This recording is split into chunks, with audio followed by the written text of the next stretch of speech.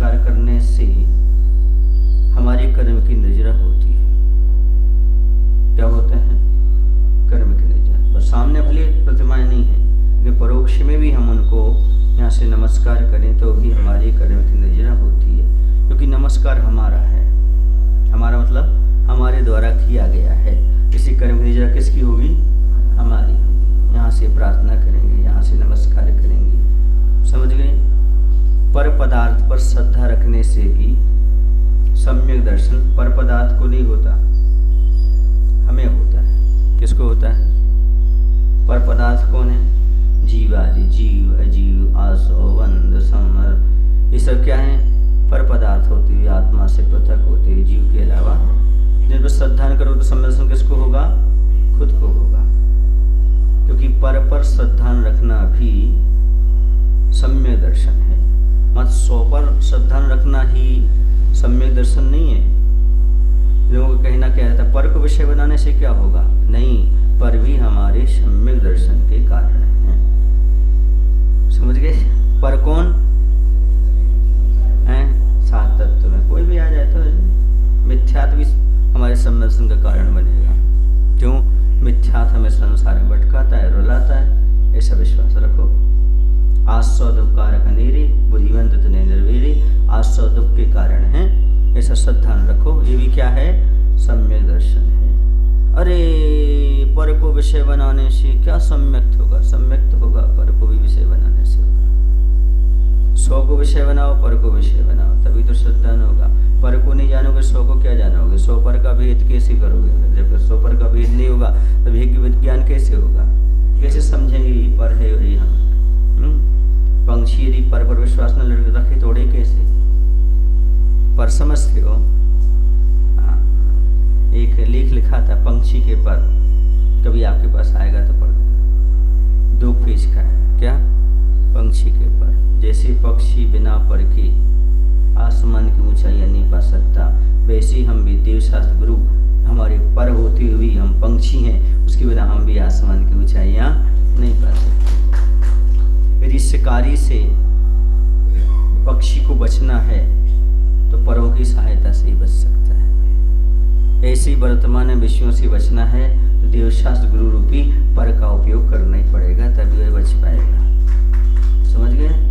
पर उसे आसमान की ऊंचाइयां देता है। ऐसे देवशास्त्र गुरु पर होते हुए भी ऐसे हमने इस पर प्रवचन किया हमारे कंटक में। हम और पूजन रेविक सागर जी दोनों महाराज को आचार्य ने भेजा, तो हमने पर प्रवचन किया। देवशास्त्र गुरु हमारे पर हैं और हम पंछी हैं। तो प्रवचन करने के बाद आचार्य बोलते हैं, आओ आओ पंक्षी, आओ पंक्षी। आचार्य बोलते उनका आचार्य कुछ गलत बोल दिया। बोले नहीं, हाँ बोले देवशास्त्र गुरु पर हैं, उनकी सहायता से तोड़ना है, तो उड़ेंगे कैसे? आचार्य बोलते हैं। समझ गए ना? क्योंकि उड़ान भरना है तो परों की जरूरत होती है। ऐसे ही तो ऊर्ध्वगमन स्वभाव को प्राप्त करना है तो देवशास्त्र गुरु की शरण में आना ही पड़ेगा, आना ही पड़ेगा। कभी भी आओगे तो उसके बिना आप ऊपर जा नहीं सकते, पर होती है। समझ गए? देवशास्त्र गुरु पर हैं, पर हम पंक्षी के तो वो पर हैं। पर माने पंख हैं। जैसे बिना पंख कोई पंक्षी नहीं होता, वैसे ही बिना गुरु के कोई पथिक नहीं होता, पथ पर चलने वाला नहीं होता। समझ गए ना? यदि उसे पंख नहीं तो पिंजरे में चला जाएगा वो, तो पंख हैं तो उड़ जाएगा वो, कोई नहीं पकड़ सकता उसकी। जब कभी डाल पर बैठा हो पंक्षी और आंधी तूफान आए, तो डाल टूट जाए तो क्या करे? पर का उपयोग करे, जमीन पर गिर नहीं सकता। ऐसे जब सारी परिस्थितियां विपरीत हो जाएं तो क्या करे? गुरु का सहारा ले, उड़ जाएगा, कभी गिरेगा ही नहीं। पर हमारा काम करता है, हमेशा पर को ऊपर धारण किए रहते हैं। पंक्षी कहाँ धारण करते हैं? ऐसे देवशास्त्र गुरु को हमेशा अपने ऊपर धारण करना चाहिए। दूसरी बात, जब हम ध्यान में बैठेंगे, जैसे पक्षी शांत बैठता है तो पर का ध्यान नहीं रखता, फिर अंदर चला जाता है। क्योंकि जैसे ही ध्यान से उठता है फिर पर का उपयोग करता है। किसका? ऐसे देवशास्त्र गुरु का उपयोग कब किया जाता है? जब व्यवहार में आ जाता है, निश्चय में तो फिर लीन हो जाते हैं। समझ गए? वह पंक्षी के ऐसा जिसके पर ना है। गिद्ध जटायु, यदि सुन रहे ना, रावण की नीति थी। रावण की नीति क्या थी? कि गिद्ध जटायु के पंख काट दो, अपने आप असहाय हो जाएगा और अपन सीता का हरण कर ले ऐसे आज वर्तमान में कुछ ऐसे रावण पैदा हो गए जो जिनवाणी रूपी सीता का हरण कर रहे हैं और हमारे पर माने गुरु को हमसे दूर कर रहे हैं। गुरु होते ही नहीं पंचम काल में रावण हरण कर ले जाएगा, तुम यहाँ तड़पते रह जाओगे। समझ गए ना? इसलिए तुम्हें पर का उपयोग करना है, पर भरोसा रखना है, पर को टूटने नहीं देना है। समझ गए ना? वरना रावण तो क्या करेगा, सीता को हरण कर ले जाएगा। जब तक तुम्हारे पर हैं, जब तक रावण कुछ ही बिगाड़ नहीं कर सकता। उसकी चाल थी, उसने किसको अलग किया था, पर को। ऐसी आज बहुत से लोगों की चाल है कि गुरु को अपन से क्या कर रहे हैं, अलग कर रहे हैं। देवशास्त्र गुरु पर हैं, क्यों उलझो, ताकि वो सीता को क्या कर लें, जिनवाणी रूपी सीता को ले जाएं। तो इनसे सावधान रखो। ऐसा मैंने लेख लिखा है, कभी आपके सामने आए तो पढ़ लेना। पंछी के पर, तो यहाँ पर कहा, वहां पर रहते हुए भी भगवान अकृत्रिम जितने चैतन्य उन सबको यहाँ बैठ के क्या करो, नमस्कार करो। उससे तुम्हारा कल्याण होने वाला है। कुछ लोग कहते क्या होता है भगवान का स्मरण करने से, क्या होता है, सोपयोग होता है, पुण्य का बंध होता है। ऐसा नहीं है, बल्कि उस प्रकार की हमारी परिणति बनती है। जैसा ध्यान करते हैं, जिनको नमस्कार करते हैं, वैसे हमारे परिणाम बनते हैं। आगे चल करके वैसे भाव प्राप्त हुआ करते हैं। मात्र द्रव्य नमस्कार से ही फल मिल जाता है, भाव भी ना हो द्रव्य नमस्कार से। आपको पता है सुदर्शन सेठ की कहानी मालूम आपको? नहीं मालूम? सुदर्शन सेठ पिछले भाव में एक ग्वाला था। कौन था? ग्वाला। एक मुनि महाराज जंगल में मिल गए उसको। वो गाय चरा करके लौट रहा था। उसने देखा, अरे महाराज इतनी ठंडी है कड़ाके की, महाराज वहाँ ध्यान पसला पर बैठे हैं, शरीर पर ओंस जम रही है। वह घर आया और घर गायों को सीट के यहाँ विश्वदत्त के यहाँ, है ना, ऐसे कुछ नाम था ना, विश्वदत्त, उनके यहाँ अपनी गाय को बांधा और अपनी पत्नी को लेकर चल दिया। तो जाकर के जहाँ महाराज विराजमान थे वहाँ जाकर के उसने पसीना वगैरह, वो पसीने ओंस वगैरह पहुँचता रहा, बोला आग वगैरह जलाता रहा, उनको हीट पहुँचाता रहा रात भर। जानता कुछ नहीं था वो क्या महाराज हैं, क्या है, बस देखा है बाबा जी बस।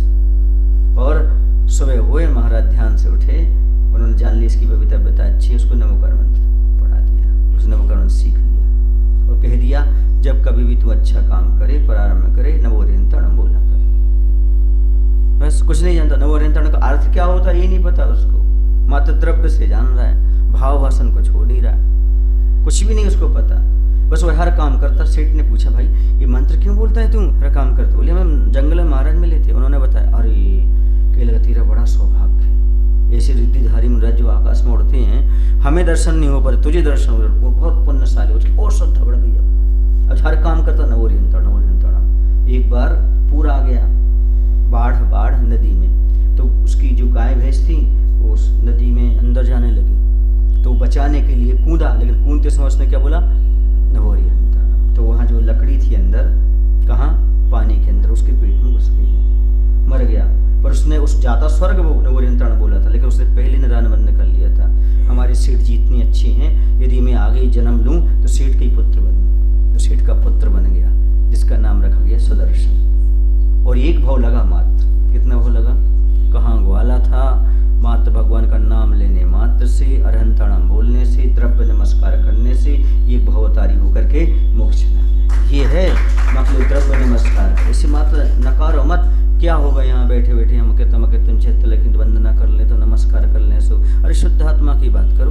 ऐसे करने वालों को ये भी सोचना चाहिए, सुनना चाहिए, जानना चाहिए। नहीं ऐसा नहीं है, अंदर भाव भाषण भी नहीं, फिर भी नमस्कार कर रहे, तो भी क्या हो रहा है उसका, एक भाव में कल्याण हो गया उसका। सुदर्शन सेठ पाटलिपुत्र पटना से क्या चला गया, वो मुनि बन करके मोक्ष ले गए। ये दृढ़ता कैसे आती है, सब पूर्व भाव का है ये संस्कार। तो ये मत समझो छोटे छोटे बच्चे आ रहे हैं, वो द्रव्य नमस्कार ही बहुत बड़ा काम करेगा उनका, भले वो नहीं जान रहे कुछ, ये संस्कार आगे कितने भाव तक बनेंगे ये समझो।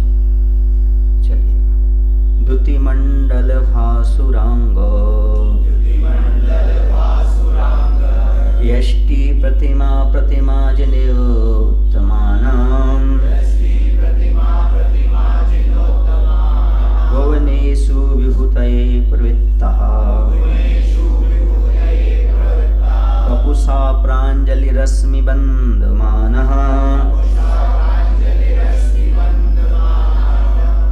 भुवनेषु, तीनों भुवनों में, ये चालू ना, क्योंकि लोगों को समझाना जरूरी है। तो कह रहे भुवनेषु, तीनों लोक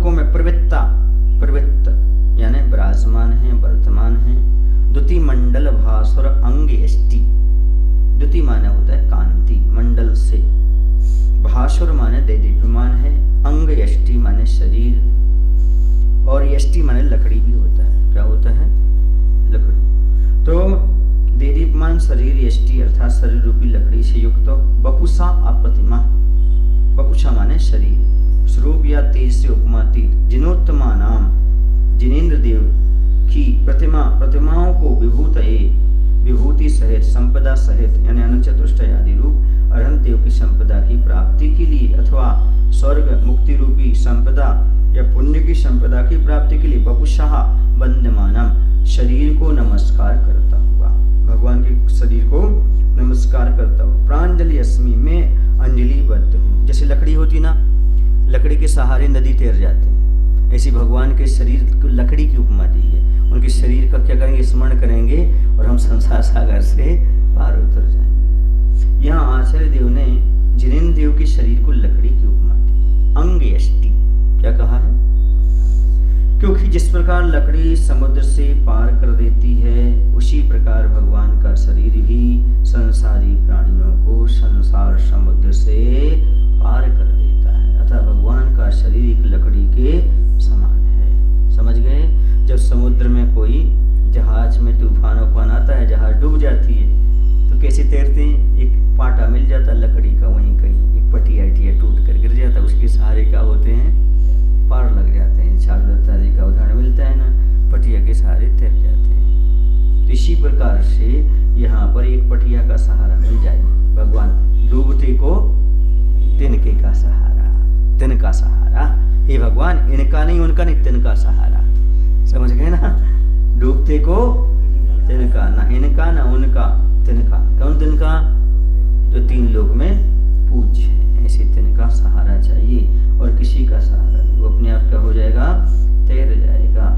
इस सहज तरीका है संसार से तैरने का। हाँ, तीन का सहारा कह लो या तिनका सहारा कह लो। तिनका माने इनका, इनका कौन का? देव शास्त्र गुरु का। तीन का मतलब देव शास्त्र गुरु, इन तीन का सहारा। रत्नात्रय मिल जाएगा, सम्यक सम्यक सम्यक, तीन का सहारा, काम हो जाएगा। और चाहिए कितना है? इतनी तो चाहिए। धारण करने के लिए तीन चाहिए, छोड़ने के लिए तीन चाहिए, जानने के लिए तीन चाहिए।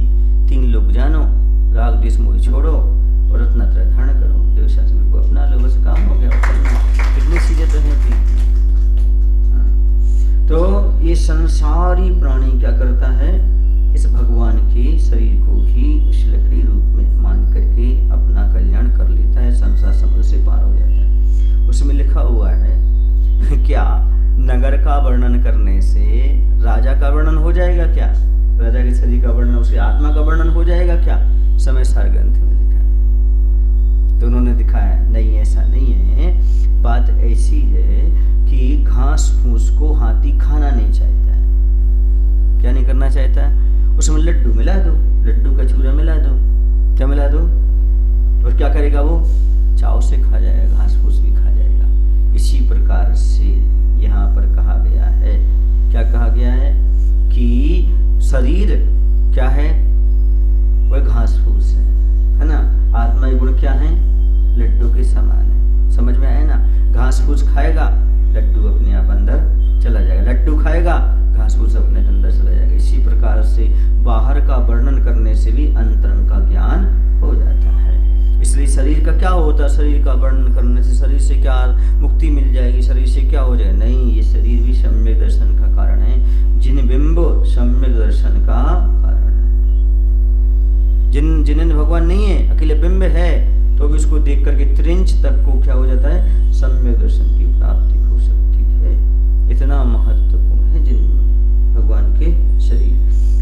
जिनकी शरीर रूपी लकड़ी प्रभामंडल से अत्यंत दीप्ति को प्राप्त हो रही है, अर्थात जिनेन्द्र प्रतिमाएं प्रभामंडल से शोभा को प्राप्त हो रही हैं। संसार में जिसके तेज की कोई उपमा नहीं, ऐसी जिन प्रतिमाओं को मैं अरहंत पद की विभूति के लिए अथवा स्वर्ग मोक्ष रूपी अतुल संपदा की प्राप्ति के लिए नमस्कार करता हूँ। अंजलिबद्ध, दोनों हाथों को जोड़ करके नमस्कार करता हूँ, अर्थात उन सब प्रतिमाओं को हाथ जोड़कर नमस्कार करता हूँ। नमोस्तु नमोस्तु नमोस्तु। एक बार की बात है, दो घोड़े वाले थे। कितने घोड़े वाले थे? दो घोड़े वाले थे। एक का घोड़ा ज्येष्ठ मास में बड़े चाव से सूखी घास खा लेता था, लेकिन दूसरे का नहीं खा पाता था। उसने कहा भाई तुम्हारा घोड़ा इतना हृष्ट पुष्ट हो रहा है, तुम हरी घास कहाँ से लाते? बोले कहीं से नहीं लाते। बोले इसी घास को हरी बना देते हैं। बोले कैसे बना देते हो? सीधी सी बात है, जब घोड़े के सामने घास डालना हो उसके 2 मिनट पहले उसकी आंखों में हरा चश्मा लगा देते हैं। हरा चश्मा लगाते हैं, उसके सामने पर घास डाल देते हैं, और जैसे वो घास देखता हरी हरी दिखती इसको, चाव से खा जाता है। समझ में आया ना? घास हरी नहीं होती, कैसे होता है? चश्मा हरा हो रहा होता है, तो उसको हर घास कैसी दिखती है? हरी हरी। जैसे मिथ्या दृष्टि को हर प्रतिमा में पाषाण नजर आता है, सोना नजर आता है, लेकिन सम्यक दृष्टि का चश्मा लगा लो, हर पत्थर में भगवान नजर आने लगे, उसको अच्छे से नमस्कार कर लेगा, अच्छे प्रणाम कर लेगा। वो चश्मा ही तो लगाना है, करना क्या है? दृष्टि का परिवर्तन करना है। पदार्थ वही रहेगा, लेकिन चाव से खाएगा। फिर जहाँ भगवान समझ में आ जाएंगे तो नमस्कार करेगा, प्रतिमा देखेगा तो नमस्कार नहीं करे, वो भाव नहीं आएंगे उसके। तो चश्मा किसका लगाओ? उसे अंतर्दृष्टि का चश्मा लगाओ। ये प्रतिमा नहीं है, साक्षात अनंत भगवान हैं, ऐसा भाव वहां लगाओ। एक बच्चा पूछता है हमसे यहीं, महाराज जी भगवान जब इस प्रतिमा में नहीं होते हैं तो हमने नमस्कार क्यों करें? हमने कहा नहीं, तुम्हें प्रतिमा दिख रही है, हमको भगवान दिख रहे हैं। अच्छा भगवान दिखते हैं? हमको देखो भगवान दिख रहे हैं कि नहीं? बोली हाँ दिख रहे हैं। हमको बस प्रतिमा देखो तो प्रतिमा देखेंगे, और भगवान देखो तो भगवान देखेंगे। तो प्रतिमा देख के नहीं करना, भगवान देख के करना। हाँ हम भगवान देख के करना। समझ में आया? वो दूर से आता है एक बच्चा, जो वो कहानी का वो काम, हाँ वो पूछता है हमसे तो हमने कहा बेटा भगवान देखो, तुम प्रतिमा देख क्यों रहे? इसमें क्या देखो? भगवान देखो। जैसे आप खिलौना होता, खिलौना में क्या देखते? ये गुड्डी है, ये गुड्डा है, ऐसा ऐसा करते। खिलौना थोड़ी कहते जी हाथी है। इसी प्रकार से आप क्या मानो? ये भगवान है तो भगवान देखेंगे, नहीं देखोगे तो नहीं देखेंगे। किसी को सोना दिखेगा, किसी को संगमरमर दिखेगा, किसी को और दिखेगा, लेकिन सच्ची भक्त को क्या देखेंगे? वो भगवान दिखेंगे। जैसे हमने एक बार एग्जाम्पल दिया था ना, वो संस्मरण सुनाया था, कहाँ के झरनों के मंदिर का। एक प्रतिमा जी है, उसमें चिन्ह नहीं था। लोगों ने आचार्य से पूछा महाराज जी ये प्रतिमा में किसका चिन्ह है? जैसे कहते वीतरागता का चिन्ह है। और कौन सा चिन्ह? वीतराग भगवान है, ये चिन्ह है उनका। वीतरागता देखो चिन्ह देख के क्या करोगे? कछुआ है कि मगर है कि कौन है? मुख्य रूप से भगवान वीतरागी, इतना देख करके नमस्कार कर लेना चाहिए। विगता युध विक्रिया विभूषा प्रकृतिस्था कृति नाम जिनेश्वराणाम प्रतिमा प्रतिमा गृहेषु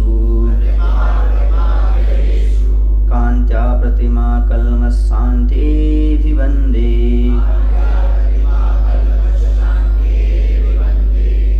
प्रतिमा गृहेषु कृत्रिम अकृत्रिम प्रतिमाओं में जिन जिन चैत्यालयों में विराजमान जो कृति नाम कृतकृत जिनेश्वर भगवान की, कृतकृत माने जिनके पास कुछ भी नहीं है, ऐसे सब कर चुके हो, अब करने को कुछ नहीं बचा, इसलिए न वस्त्र न शस्त्र न अस्त्र। क्यों? जैसे कुछ करना हो ये चीजें रखें, उनके पास तो कुछ करने नहीं, इसलिए किस पर हाथ रखे, मतलब कैसे हो गए? कृतकृत हो गए। जो पद्मासन में बैठे हैं हाथ पर हाथ रखे, उनका नाम क्या है? कृतकृता इति सिद्धा। जो सब कुछ कर चुके, कुछ करने योग्य नहीं बचा। ऐसे जिन्होंने भगवान की विगत माने रहित, आयुध माने अस्त्र शस्त्र, विक्रिया विभूषा और विकार रहित और आभूषण से रहित। अब जो कुछ करना ही नहीं तो चीजों की आवश्यकता नहीं, प्रकृतिस्था प्रकृति में है, नेचर में है, स्वभाव में है, स्वाभाविक है, अर्थात जैसी भी वीतराग विद्रह होती उस रूप में है। कांत्या अप्रतिमा, दीप्ति से, कांति से, अपरिमित प्रतिमा ने अनुपम प्रतिमा, जिनेन्द्र प्रतिमाओं को मैं कलमश शांति, कलमश माने पाप रूपी कलुषता की शांति के लिए अभिवंदे, सम्मुख होकर अच्छी तरह से क्या करता हूँ? बंदे। अभी माने होता है सामने, क्या करके करता हूँ? अच्छी तरह से वंदना करता हूँ। कैसे करता हूँ? मन से, वचन से और काय से नमस्कार करता हूँ। अभिवंदे, अभिवादन करते ना, अभि माने वैसे पहला होता है, वादन माने होता है वाक, तो नमस्कार करना ये अभिवादन कहलाता है। सिखाया जाता है अभिवादन करो, अभिवादन करो, अभिवादन माने नमस्कार करना ये। जो कृतकृत्य हैं, अर्थात जिन्होंने 4 घातिया कर्मों का क्षय कर दिया है, केवल शुभ कर्म जिनके शेष रहे हैं,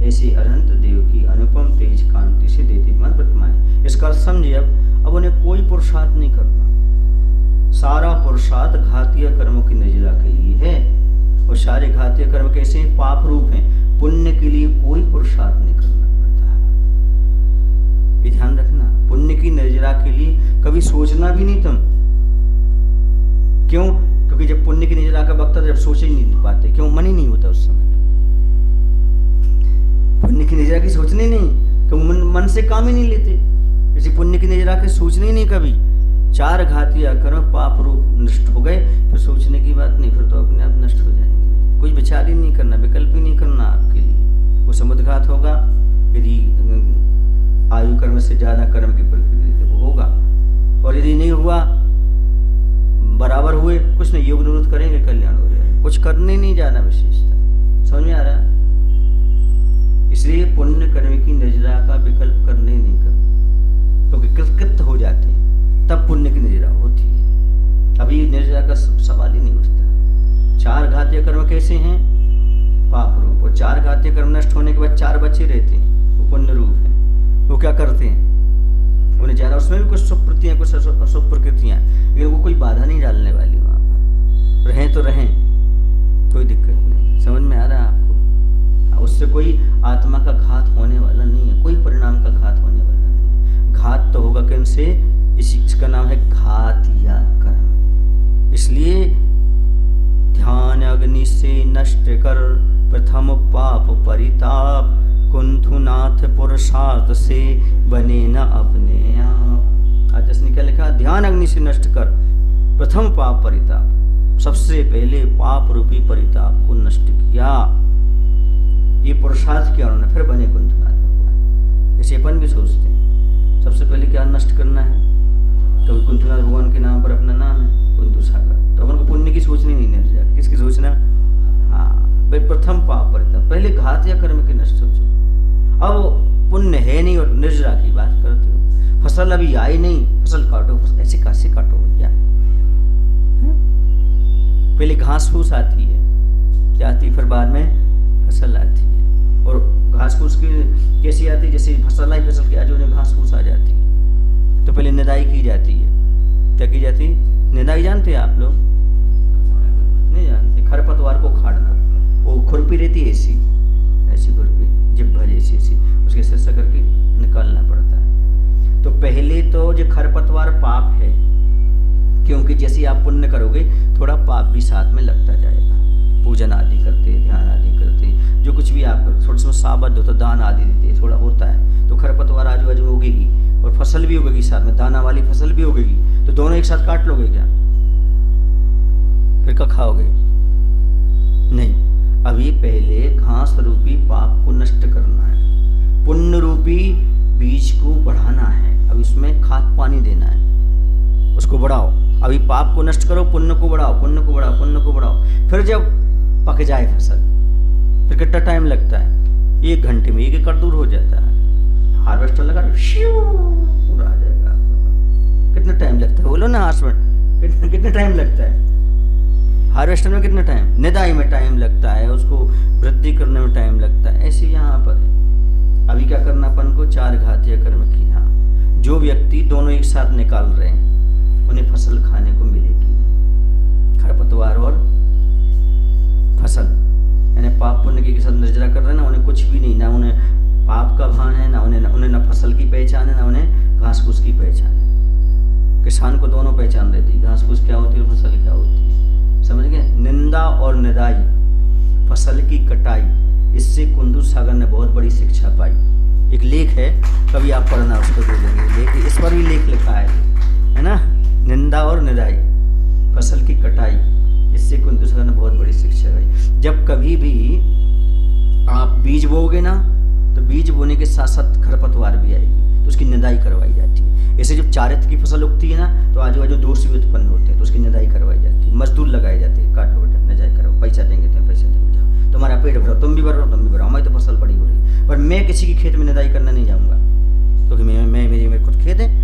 ऐसी मैं किसी की निंदा करने नहीं जाऊँगा। जिसको आना है तो मेरे यहाँ निंदा करने आओ। निंदा से, जैसे निदाई से फसल की वृद्धि होती है, वैसी निंदा से अपने चारित्र की वृद्धि होती है। जब तक अभी फसल छोटी है कुंतु सागर की, तब तक निदाई होगी, आचार्य विद्यासागर की कटाई होगी, निदाई नहीं होगी। अरे वो ये क्षेत्र बना रहा, वो ऐसा कर रहे, वैसा कर रहे, कटाई चलेगी। और हमारी अरे तो हंसते हैं, अभी तो जवान हैं, अभी तो ऐसे, निदाई चलेगी, क्योंकि छोटे हैं। छोटे पौधों की क्या चलती है? निदाई चलती है। और बड़े लोगों की समझ में है ना? तो ये फसल है तो है, घबराना नहीं। अपने खेत में फसल है तभी तो निदाई हो रही है, अपने जीवन में कुछ चारित है तभी तो निंदा हो रही है, उससे घबराना नहीं। अच्छा प्रोग्रेस करते जाओ और बढ़ाते जाओ और बढ़ाना। लेख पढ़ना आपको मिलेगा उसमें थोड़ा विस्तार है ना। तो ये बहुत दृढ़ बनाते हैं अपन को। हाँ, हर चीज़ सीखता हूँ मैं तो अनपढ़ आदमी हूँ ना, एजुकेटेड थोड़ी हूँ। हर चीज़ से पूछ लेता हूँ, निदाई क्या कर रही, गुड़ाई क्या कर रही, कैसे कर रही, हर चीज़ बताती है। अब उसको फूल भी सब बातें करते हैं, क्योंकि जब आचार्य मुख माटी लिख सकते हैं तो अपन भी तो मुख आदमी से बात कर सकते हैं। अगर है तो उन्हीं के शिष्य। रवि कवि तो हूँ नहीं, रवि कवि तो हूँ नहीं, मैंने आचार्य विद्यासागर से कवि तो नहीं, रवि कवि तो हूँ नहीं, हूँ उनका शिष्य। यदि गलती हो जाए तो गुरुजी माफ करना बस। तो कहाँ पर पहुँच गए थे? ये जो कृत्य हो गए हैं वो हैं, इसलिए पाप की निर्जरा की बिल्कुल मत सोचना। हाँ, अच्छा, पुण्य की निर्जरा की बिल्कुल मत सोचना। जब सोचना तो पाप की निर्जरा की सोचना। दूसरी बात और बता दूं आपके लिए, कभी भी 7 कर्मों की निर्जरा की सोचना, 8 कर्म की निर्जरा की नहीं सोचना, क्योंकि आयु कर्म की निर्जरा सम्यक दृष्टि नहीं करना चाहिए। वो तो अपधारी होता ऑटोमेटिकली समझ गए ना, आयु कर्म, क्योंकि वो आयु कर्म के बराबर अन्य कर्म को तो बनाते हैं, लेकिन आयु कर्म को नहीं छेड़ते। किसको नहीं छेड़ते वो? इसलिए आयु कर्म की नहीं, वो कहते जरूर अष्टकर्म दहन आए, वो बचा रहे तो दिक्कत है, इसलिए ऐसे कहते, लेकिन उसकी पुरुषार्थ नहीं करना पड़ता। किसको? आयु कर्म की निर्जरा की बात नहीं सोचना। कौन से कर्म सोचना? 7 कर्म सोचना, वो तो हो जाएगा, है ना। लेकिन कहा जाता अष्टकर्म दहन आए धूपम नृपाम थी। अब कल से नहीं कहते सप्तकर्म दहन आए, उसका भाव समझना मेरा, क्या समझना? भाव। आयु कर्म की निर्जरा का नहीं, ये तो हो जाएगा, उसके साथ चला जाएगा। जो कृत्य हैं अर्थात जिन्होंने 4 घातीय कर्मों का क्षय कर दिया, केवल शुभ कर्म जिनके शेष रह गए, ऐसे अरहंत देव की अनुपम तेज कांति से दीप्यमान प्रतिमाएं हैं। अब बोलो पाप पुण्य दोनों एक कैसे हो गए? एक साथ रहना चाहिए थे उनको। पुरुषार्थ कितना पड़ना पड़ता है पाप की निर्जरा। क्या घास फूस और फसल एक है क्या? लेकिन मुनिराज को दोनों एक है ना, उन्हें फसल से मतलब है ना, उनको घास फूस से। लेकिन आप लोगों के लिए तो फसल मिल जाए तो कौन छोड़ेगा? अच्छा, वो सोने और लोहे की बेटी समझाना है आज, है ना? हाँ ठीक है, चलो प्रवचन में करना था। तो देव की अनुपम तेज कांति से दीप्यमान प्रतिमाएं, कृत्रिम अकृत्रिम जिनालयों में तलवार, बर्छी, दंड, भाला आदि आयुधों अस्त्रों से रहित जो हैं, बेकार रहित हैं, कीर हार कुंडल आदि आभूषण से रहित वीतराग स्वभाव में स्थित विराजमान समस्त जिन प्रतिमाओं को मैं समस्त पापों की शांति के लिए, पुण्य की नहीं, कलमश शांति, सारे पापों की शांति के लिए उनके सम्मुख होकर के नमस्कार करता हूँ, उनकी स्तुति करता हूँ। समझ गए ना? उनको मैं बार बार नमस्कार करता हूँ। ऐसा कहा जा रहा है। हाँ, क्या